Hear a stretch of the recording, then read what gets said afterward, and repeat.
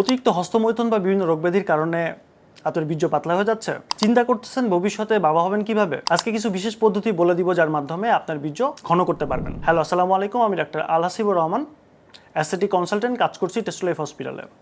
প্রথমে জানতে হবে কিভাবে আপনার বীর্য পাতলা হয়। প্রথমে যদি আপনার প্রজনন জনিত কোনো অঙ্গে যদি কোনো রোগব্যাধি থাকে বা ইনফেকশন থাকে, তাহলে আপনার বীর্য পাতলা হতে পারে। এর মধ্যে প্রোস্টেট, সেমিনাল ভেসিকল, টেস্টিস অন্যতম। যদি আপনার ভিটামিন এবং জিঙ্কের বা কোনো মিনারেলসের ঘাটতি থাকে, তাহলে আপনার বীর্য পাতলা হতে পারে। হরমোনাল যেমন টেস্টোস্টেরন যদি কোনো কম থাকে, তাহলে আপনার বীর্য পাতলা হতে পারে। এবার আপনার বীর্য ঘন কীভাবে করবেন সেটা আমরা 3টি পর্যায়ে বলবো, যাতে আপনারা এটা সহজভাবে বুঝতে পারেন।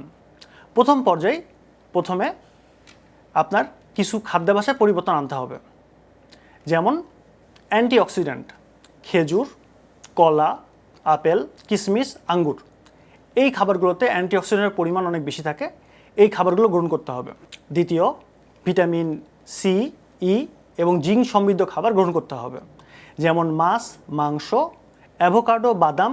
এই ধরনের খাবার যদি আপনি গ্রহণ করে থাকেন তাহলে ঠিক আছে, কিন্তু যদি এই খাবারগুলো কম খাওয়া হয় তাহলে আপনারা এগুলো সাপ্লিমেন্টও নিতে পারেন। সবুজ শাকসবজি এবং ফলমূল খেতে হবে।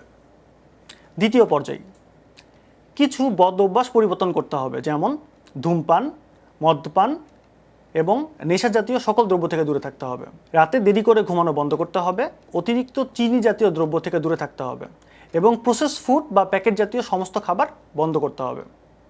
তৃতীয় পর্যায়ে আপনার কিছু ভালো অভ্যাস গ্রহণ করতে হবে, যেমন 6 থেকে 8 ঘন্টা প্রতিদিন ঘুমানো, 1 ঘন্টা করে ব্যায়াম করা।